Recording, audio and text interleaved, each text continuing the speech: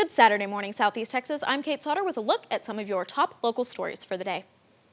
After 12 News ran a terrible story about a man throwing kittens out of a moving car, the suspect has now turned himself in. That's 55-year-old Bradley Burkhalter. He was released after paying a $5,000 bond on a charge of animal cruelty. He turned himself in to Lumberton police on Thursday night. Authorities responded to Wheeler Road near Highway 69 when they got calls of multiple witnesses reporting that a man tossed kittens out of the truck.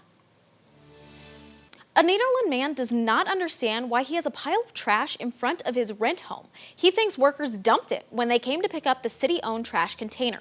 Troy Stoneking purchased the home 6 months ago. Right now, he's not paying utilities because he's still fixing it up for people to rent it out. Stoneking says a neighbor saw workers emptying the trash into the yard and then taking the container away.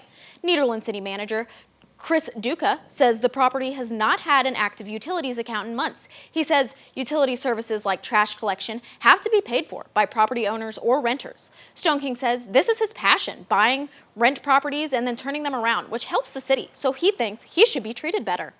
I was appalled. I mean, it was basically it's just littering, and the time it took them to come, dump the trash can, they could have just picked up the can and left it in there and brought it with them.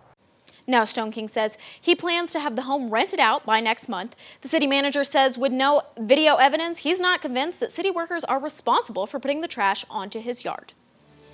School is out for summer, but with some people that means food is out as well. That's why a Groves couple is emptying their pockets to feed kids in need this summer.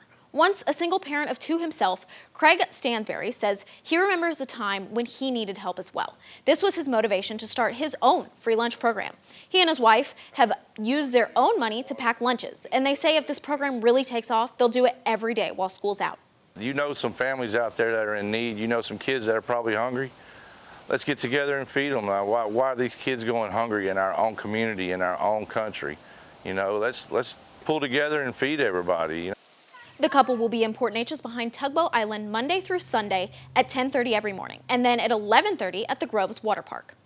Now for more updates on these local stories as well as your Southeast Texas sports and weather, make sure you download our free 12 News Now app.